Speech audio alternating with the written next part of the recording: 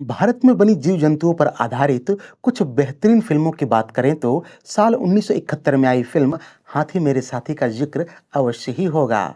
इस फिल्म में हाथियों की भावनाओं का इतना बारीकी से चित्रण किया गया था कि दर्शकों के आंखों में आंसू आ गए थे। आज का हमारा यह बेहद ही रोचक एपिसोड फिल्म हाथी मेरे साथी पर ही केंद्रित है, जहां हम इससे जुड़ी 21 खास अनसुनी बातें जानेंगे। Fact number one. फिल्म हाथी मेरे साथी साल 1971 में सर्वाधिक कमाई करने वाली फिल्मों के पहले स्थान पर रही थी। इसका कुल बजट था तकरीबन 70 लाख रुपए तथा इसने बॉक्स ऑफिस पर 3 करोड़ 50 लाख रुपए का कलेक्शन किया था। इस तरह से फिल्म को ब्लॉकबस्टर घोषित किया गया था। कमाई के लिहाज से इस साल दूसरे स्थान पर रही फिल्म मेरा गांव मेरा देश, जिसने 3 करोड़ रुपए का कलेक्शन किया और सुपरहिट रही। तथा तीसरे स्थान पर रही फिल्म दुश्मन, इसका कुल कलेक्शन रहा 2 करोड़ 75 लाख रुपए का और यह भी सुपरहिट कहलाई। Fact number two. फिल्म हाथी मेरे साथी निर्माता चिन्नप्पा देवर के द्वारा ही निर्मित साल 1967 में आई तमिल फिल्म दीवा चेयल की रीमेक थी। दीवा चेयल व्यावसायिक तौर पर असफल रही, लेकिन इसके लीड एक्टर मेजर सुंदर राजन के अभिनय की खूब प्रशंसा हुई। इस फिल्म में हाथियों के अलावा शेर और गैंडों का भी प्रयोग हुआ था। यहाँ मजे की बात यह है कि इन सभी जानवरों को हिंदी भाषा के अनुसार ट्रेंड किया गया था, लेकिन फिल्म तमिल की थी। पर राहत की बात यह रही कि मेजर सुंदर राजन को थोड़ी बहुत हिंदी आती थी। Fact number three.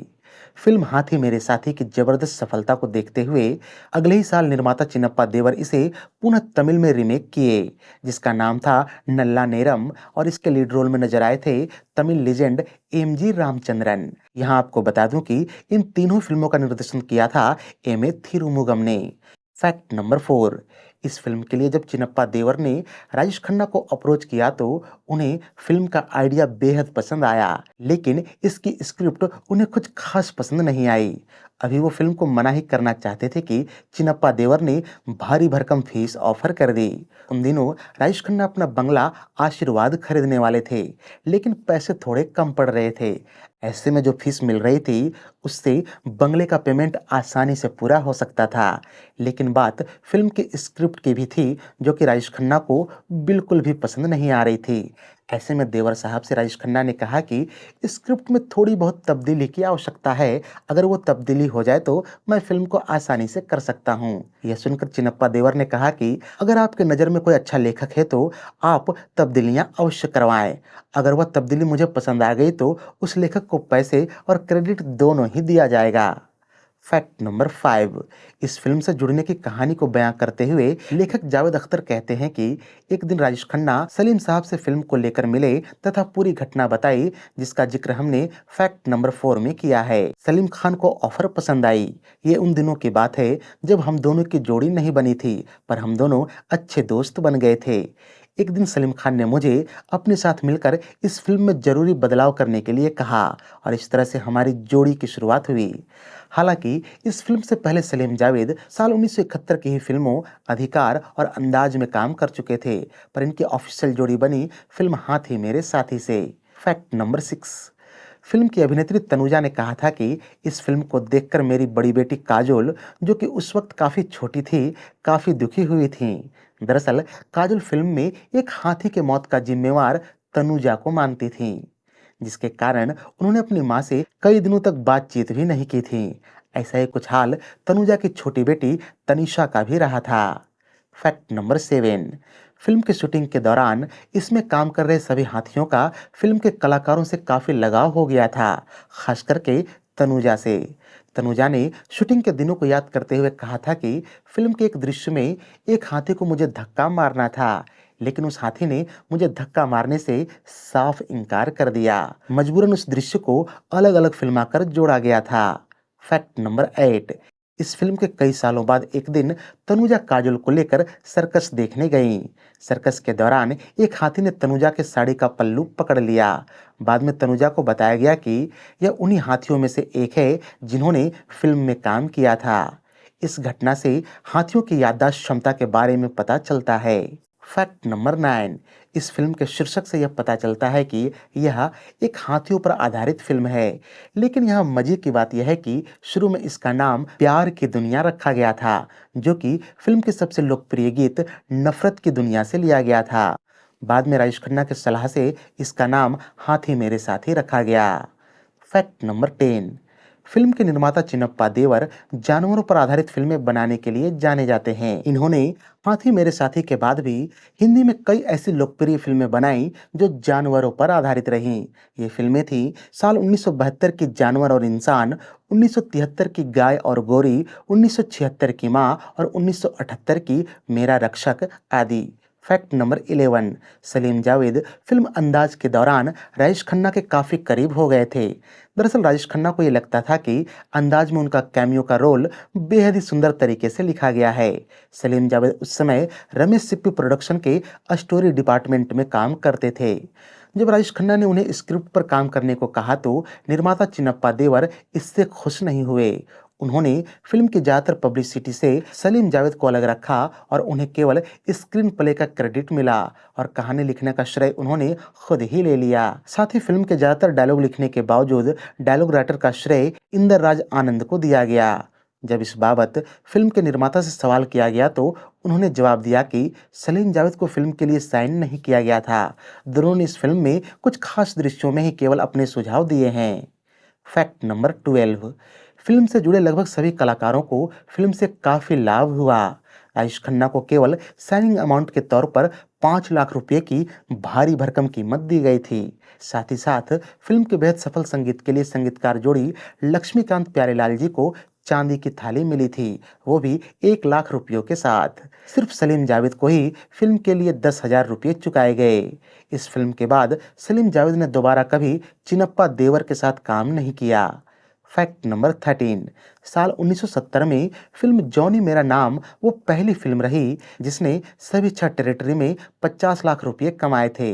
अगले ही साल फिल्म हाथी मेरे साथी ने इसका रिकॉर्ड तोड़ डाला और पहली ऐसी फिल्म बनी जिसने किसी भी एक टेरिटरी में 1 करोड़ रुपए कमाए थे। ये फिल्म राजेश खन्ना की गोल्डन जुबली हिट फिल्म साबित हुई थी, पर यह बात अलग है कि अगले 12 सालों तक उनकी कोई भी फिल्म गोल्डन जुबली नहीं हुई।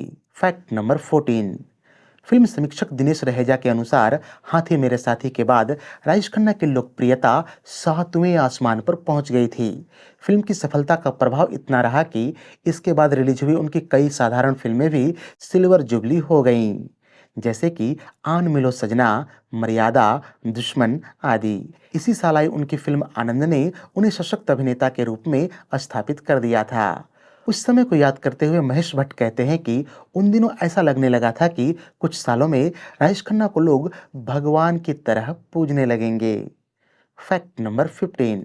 महमूद जूनियर 1969 की फिल्म ब्रह्मचारी के बाद मशहूर बाल कलाकार के तौर पर उभरने लगे थे। इस दरमियान उन्हें राजेश खन्ना की कई फिल्मों में काम करने का मौका मिला और अक्सर इन सभी फिल्मों में वो राजेश खन्ना के शागिर्द के रूप में नजर आए। इन फिल्मों में शामिल थीं आन मिलो सजना, कटी पतंग, हाथी मेरे साथी, 2 रास्ते आदि। पर जिस तरह राजेश खन्ना का कैरियर 1974 के बाद डूबने लगा, महमूद जूनियर का भी कैरियर डूब गया। Fact number 16। फिल्म की स्क्रिप्ट का पहला ड्राफ्ट केवल 20 दिनों में ही पूरा कर लिया गया था। राजेश खन्ना किसी भी कीमत पर सलीम जावेद की स्क्रिप्ट को निर्माता चिन्नप्पा देवर से अप्रूव करवाना चाहते थे। ऐसे में उन्होंने संगीतकार लक्ष्मीकांत प्यारेलाल और गीतकार आनंद बख्शी साहब को फिल्म का टाइटल सॉन्ग बनाने के लिए कहा। जब सलीम जावेद फिल्म की स्क्रिप्ट सुनाने आए तो राजेश खन्ना ने फिल्म का गाना चल चल चल मेरे हाथी को अपने टेप रिकॉर्डर में रख लिया और कहानी सुनते हुए जहां भी जरूरत महसूस होती वहां टेप में वो गाना बजा देते, जिससे कहानी का प्रभाव कई गुना बढ़ गया और निर्माता ने कहानी को अप्रूव कर दिया। Fact number 17। क्योंकि फिल्म हाथी मेरे साथी एक तमिल फिल्म की रीमेक थी और फिल्म के निर्माता निर्देशक भी दक्षिण भारतीय थे, इसलिए इससे जुड़ा काफी काम मद्रास में किया गया। अक्सर चेन्नई के एक होटल में फिल्म के कलाकार और लेखक मिलकर डिस्कशन किया करते थे। तमिल और हिंदी भाषाओं के बीच मध्यस्थता करने के लिए एक दुभाषीय को रखा गया था।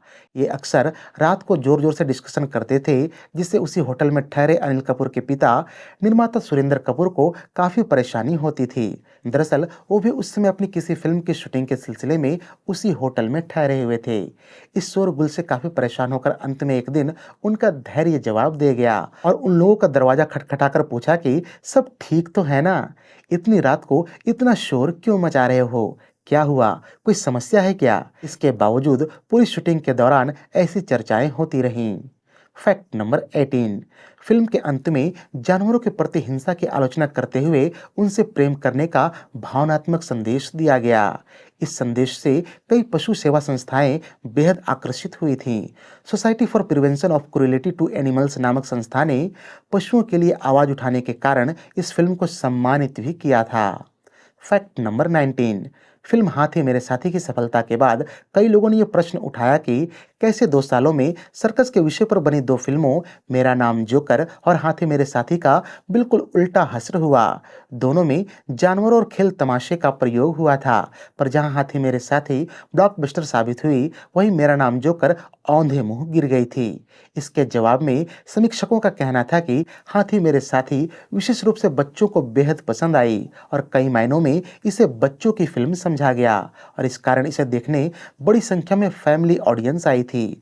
पर मेरा नाम जोकर बेहद अच्छी फिल्म होने के बावजूद काफी गंभीरता लिए हुई थी, जिससे बच्चों को आकर्षित नहीं कर पाई और पूरी तरह से फ्लॉप रही। Fact number 20। फिल्म हाथी मेरे साथी का संगीत साल 1971 का सबसे ज्यादा बिकने वाला एल्बम साबित हुआ और पूरे 70 के दशक का ये 12वां सबसे अधिक बिकने वाला एल्बम भी रहा। साथ ही उस साल की बिना का गीतमाला में फिल्म के गीत चल चल चल मेरे हाथी को 6वां स्थान प्राप्त हुआ। वहीं फिल्म के एक दूसरे गीत नफरत की दुनिया को छोड़ के को गीतमाला में 44वां स्थान प्राप्त हुआ था। Fact number 21। फिल्म के निर्माता चिनप्पा देवर ने फिल्म में एक छोटा सा रोल भी निभाया था। फिल्म के एक दृश्य में वो जानवरों के डॉक्टर के रूप में नजर आए थे, जो कि राजेश खन्ना के हाथी का इलाज करते हैं। चिनप्पा देवर अक्सर अपनी फिल्मों में छोटे मोटे रोल में नजर आते थे, पर हाथी मेरे साथी में पहली बार वो किसी हिंदी फिल्म में नजर आए थे। फिल्म की सफलता के बाद कई लोगों ने अपने बीमार पड़े जानवरों को लेकर उनके घर में आना शुरू कर दिया था कि वो उनका इलाज कर सकें। ऐसा इसलिए भी हुआ कि चिनप्पा देवर फिल्मकार के अलावा जानवरों के प्रशिक्षक भी रहे थे। तो ये थी साल 1971 की ब्लॉकबस्टर फिल्म हाथी मेरे साथी पर हमारी एक विशेष प्रस्तुति।